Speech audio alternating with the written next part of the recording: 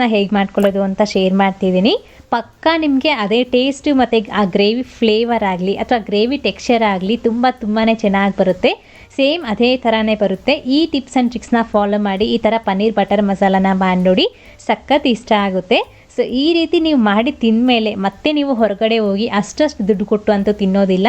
ತುಂಬಾ ಕಡಿಮೆ ಖರ್ಚಿನಲ್ಲಿ ಕಡಿಮೆ ಟೈಮ್ನಲ್ಲಿ ನಾವು ಟೇಸ್ಟಿಯಾಗಿ ಮನೆಯಲ್ಲೇ ಮಾಡ್ಕೊಳ್ಬೋದು. ಸೊ ಈ ರೀತಿ ಒಮ್ಮೆ ನೀವು ಕೂಡ ಮನೇಲಿ ಮಾಡಿಬಿಟ್ಟು ಎಲ್ರಿಗೂ ಸರ್ವ್ ಮಾಡಿ ನೋಡಿ. ಸೊ ಪಕ್ಕಾ ಕೇಳ್ತಾರೆ ಯಾವ ರೆಸ್ಟೋರೆಂಟಿಂದ ಅಥವಾ ಯಾವ ಡಾಬಾಯಿಂದ ತರಿಸಿದ್ದೀರಾ ಅಂತ. ಅಷ್ಟು ಸೂಪರಾಗಿ ಬರುತ್ತೆ. ಸೊ ಫಸ್ಟಾಗಿ ನಾವು ಪನ್ನೀರ್ ಬಟರ್ ಮಸಾಲ ರೆಸಿಪಿ ನೋಡ್ಕೊಳ್ಳೋಣ. ಆನಂತರ ಜಸ್ಟ್ 10 ನಿಮಿಷದಲ್ಲಿ ಗೀ ರೈಸ್ ಕೂಡ ನೋಡೋಣ. ಸೊ ಪನ್ನೀರ್ ಬಟರ್ ಮಸಾಲಾಗೋಸ್ಕರ ಈ ರೀತಿ ಒಂದು ಮಿಕ್ಸಿ ಜಾರಿಗೆ 3 ಟೊಮೊಟೊ ಹಣ್ಣನ್ನ ಕಟ್ ಮಾಡಿ ಹಾಕಿ, ಅದೇ ಥರನೇ ಒಂದು 15 ಪೀಸ್ ಆಗುವಷ್ಟು ಗೋಡಂಬಿನ ಸ್ವಲ್ಪ ಹೊತ್ತು ನೆನೆಸ್ಬಿಟ್ಟು ಹಾಕ್ಕೊಳ್ಬೇಕಾಗತ್ತೆ. 15 ನಿಮಿಷ ನೆನೆಸ್ಕೊಂಡ್ರೆ ಸಾಕು. ಆನಂತರ ಇದಕ್ಕೆ ಒಂದು 8 ರಿಂದ 9 ಪೀಸ್ ಆಗುವಷ್ಟು ಬೆಳ್ಳುಳ್ಳಿನ ಬಿಡಿಸ್ಕೊಂಡು ಹಾಕ್ಕೊಳ್ಳಿ. ಹಾಗೆಯೇ ಒಂದೇ ಒಂದು ಹಸಿಮೆಣಸಿನಕಾಯಿ, ಹಾಗೆ ಕೊತ್ತಂಬರಿದು ಇದು ಸ್ಟೆಮ್ ಇರುತ್ತಲ್ವ, ಸೊ ಕೊತ್ತಂಬರಿ ಸೊಪ್ಪುದು ಸ್ಟೆಮ್ಮು ಮಾತ್ರ ಸ್ವಲ್ಪ ಹಾಕ್ಕೊಳ್ಳಿ. ಆನಂತರ ಇದಕ್ಕೆ ಒಂದು ಅರ್ಧ ಇಂಚ್ ಆಗುವಷ್ಟು ಶುಂಠಿ, 1.5 ಟೀ ಸ್ಪೂನ್ ಆಗುವಷ್ಟು ಧನಿಯಾ ಪುಡಿ, 1/4 ಟೀ ಸ್ಪೂನ್ ಆಗುವಷ್ಟು ಅರಿಶಿನದ ಪುಡಿ, 1 ಟೀ ಸ್ಪೂನ್ ಆಗುವಷ್ಟು ಈ ಕಾಶ್ಮೀರಿ ರೆಡ್ ಚಿಲ್ಲಿ ಪೌಡರ್ನ ಹಾಕ್ಕೊಳ್ಬೇಕಾಗತ್ತೆ. ಒಂದು ಒಳ್ಳೆ ಕಲರ್ ಬರುತ್ತೆ. ಸೊ ಇದಿಲ್ಲ ಅಂದರೆ ನಾರ್ಮಲ್ ಚಿಲ್ಲಿ ಪೌಡ್ರ್ ಆದರೂ ಹಾಕ್ಕೊಳ್ಬೋದು. ಹಾಗೆಯೇ ಒಂದು ಅರ್ಧ ಟೀ ಸ್ಪೂನ್ ಆಗುವಷ್ಟು ಜೀರಿಗೆ ಕೂಡ ಹಾಕ್ಕೊಂಡು ಫೈನಾಗಿ ಈ ರೀತಿ ನಾವು ಮಸಾಲೆ ಪೇಸ್ಟ್ನ ರುಬ್ಬಿ ಇಟ್ಕೊಳ್ಬೇಕಾಗತ್ತೆ. ಸೊ ನೋಡಿದಲ್ವ, ನಮಗೆ ಮಸಾಲೆ ರೆಡಿಯಾಗಿದೆ.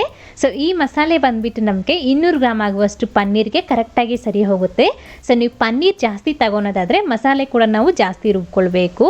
ಸೊ ನಾನಿಲ್ಲಿ ಒಂದು 200 ಗ್ರಾಮ್ ಆಗುವಷ್ಟು ಪನ್ನೀರ್ನ ತಗೊಂಡು ಈ ರೀತಿ ಪೀಸಸ್ ಆಗಿ ಕಟ್ ಮಾಡಿ ಇಟ್ಕೊಂಡಿದ್ದೀನಿ. ಸೊ ಹೀಗೆ ಈ ಪನ್ನೀರ್ನ ಫ್ರೈ ಮಾಡ್ಕೊಳ್ಳೋದಕ್ಕೋಸ್ಕರ ಈ ರೀತಿ ಒಂದು ಕಡಾಯಿಗೆ 1 ಟೇಬಲ್ ಸ್ಪೂನ್ ಆಗುವಷ್ಟು ಬಟರ್ ಹಾಕಿ, ಬಟರ್ ಕರಗಿದ ನಂತರ ಇದಕ್ಕೆ ಈ ಪನ್ನೀರ್ ಪೀಸಸ್ನ ಹಾಕ್ಕೊಳ್ಳಿ. ಅದೇ ಥರನೇ ಒಂದು 1/4 ಟೀ ಸ್ಪೂನ್ ಆಗುವಷ್ಟು ರೆಡ್ ಚಿಲ್ಲಿ ಪೌಡರ್ ಕೂಡ ಹಾಕ್ಕೊಂಡು ಸ್ವಲ್ಪ ಮೀಡಿಯಮ್ ಫ್ಲೇಮ್ನಲ್ಲಿ ಪನ್ನೀರ್ನ ಒಂದು 3-4 ನಿಮಿಷ ಫ್ರೈ ಮಾಡ್ಕೊಳ್ಳಿ. ಅದಕ್ಕಿಂತ ಜಾಸ್ತಿ ಹೊತ್ತು ಫ್ರೈ ಮಾಡಬೇಡಿ, ಜಸ್ಟ್ 3 ರಿಂದ 4 ನಿಮಿಷ ಫ್ರೈ ಮಾಡಬೇಕಷ್ಟೇ. ಈ ರೀತಿ ನಾವು ಪನ್ನೀರ್ನ ಮೊದಲೇ ಫ್ರೈ ಮಾಡಿ ಅನಂತರ ನಾವು ಗ್ರೇವಿಗೆ ಹಾಕೋದ್ರಿಂದ ಆ ಗ್ರೇವಿಯಲ್ಲಿ ಪನ್ನೀರ್ ಅನ್ನೋದು ಕಟ್ ಆಗ್ದಿರಾ ಪೀಸ್ ಆಗ್ದಿರಾ ಹಾಗೆ ಚೆನ್ನಾಗಿರುತ್ತೆ. ಸೊ ಈ ರೀತಿ ಒಂದು 3 ನಿಮಿಷ ಫ್ರೈ ಮಾಡ್ಕೊಂಡಿದ್ದೀನಿ. ಸೊ ಹೀಗಿದ್ನೆತ್ತಿ ಒಂದು ಪಕ್ಕಕ್ಕೆ ಇಟ್ಕೊಳ್ಳಿ. ಆನಂತರ ಗ್ರೇವಿ ಮಾಡ್ಕೊಳ್ಳೋದಕ್ಕೋಸ್ಕರ ಅದೇ ಕಡಾಯಿಗೆ 2 ಟೇಬಲ್ ಸ್ಪೂನ್ ಆಗುವಷ್ಟು ಎಣ್ಣೆ, 2 ಟೇಬಲ್ ಸ್ಪೂನ್ ಆಗುವಷ್ಟು ಬಟರ್ ಹಾಕ್ಕೊಳ್ಬೇಕಾಗತ್ತೆ. ಸೊ ಇದು ಬಟರ್ ಸ್ವಲ್ಪ ಕರಗಿದ್ದಾದಮೇಲೆ ಮತ್ತೆ ಇದಕ್ಕೆ ಅರ್ಧ ಟೀ ಸ್ಪೂನ್ ಆಗುವಷ್ಟು ಜೀರಿಗೆ, 2 ಚಿಕ್ಕದೊಂದು 2 ಪಲಾವ್ ಎಲೆ, ಹಾಗೆಯೇ ಒಂದು ಅರ್ಧ ಇಂಚ್ ಆಗುವಷ್ಟು ಚಕ್ಕೆ, 2 ಏಲಕ್ಕಿನ ಹಾಕ್ಕೊಳ್ಳಿ.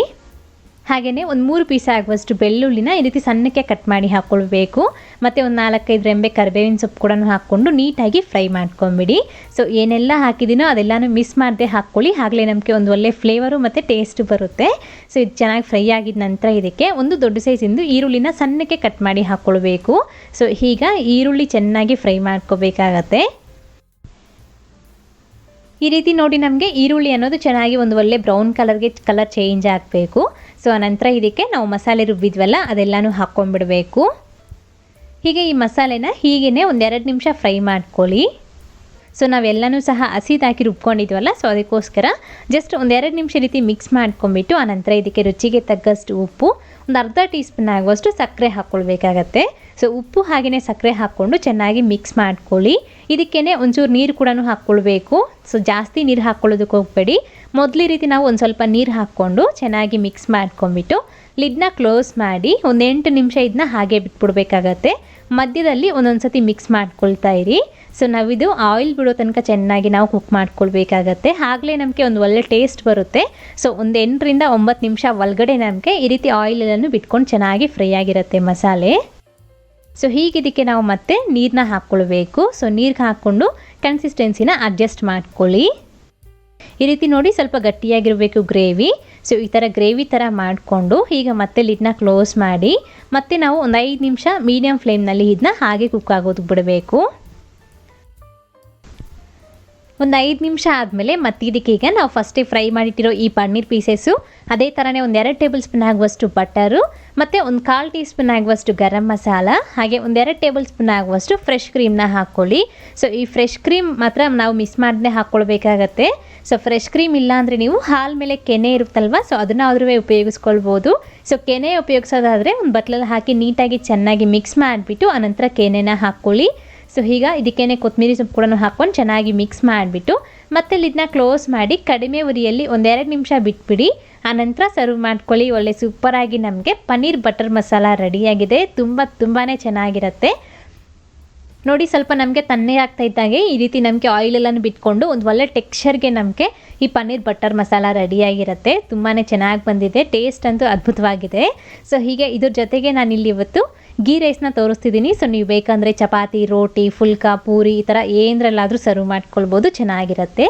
ಸೊ ಈಗ ಗೀ ರೈಸ್ ಮಾಡ್ಕೊಳ್ಳೋದಕ್ಕೋಸ್ಕರ ಈ ರೀತಿ ಒಂದು ಕುಕ್ಕರ್ಗೆ 2 ಟೇಬಲ್ ಸ್ಪೂನಷ್ಟು ತುಪ್ಪ, 2 ಟೇಬಲ್ ಸ್ಪೂನಾಗಷ್ಟು ಆಯಿಲ್ ಹಾಕ್ಕೊಳ್ಳಿ. ಸೊ ಬರೀ ತುಪ್ಪದಲ್ಲಾದ್ರೂ ಮಾಡ್ಕೊಳ್ಬೋದು. ಇದಕ್ಕೇನೆ 1 ನಕ್ಷತ್ರದ ಹೂವು, ಹಾಗೆಯೇ 1 ಇಂಚ್ ಆಗುವಷ್ಟು ಚಕ್ಕೆ, 2 ಏಲಕ್ಕಿ, ಹಾಗೆಯೇ 4 ಲವಂಗ, ಅರ್ಧ ಟೀ ಸ್ಪೂನ್ ಆಗುವಷ್ಟು ಜೀರಿಗೆ, 1/4 ಟೀ ಸ್ಪೂನ್ ಆಗುವಷ್ಟು ಸೋಂಪು, 1/4 ಟೀ ಸ್ಪೂನ್ ಆಗುವಷ್ಟು ಶಾಹಿ ಜೀರಾ ಹಾಕ್ಕೊಂಡು ಮತ್ತು ಇದಕ್ಕೇನೆ ಒಂದು 15 ಪೀಸ್ ಆಗುವಷ್ಟು ಗೋಡಂಬಿ ಕೂಡ ಹಾಕ್ಕೊಂಡು ನೀಟಾಗಿ ಫ್ರೈ ಮಾಡ್ಕೊಂಬಿಡಿ.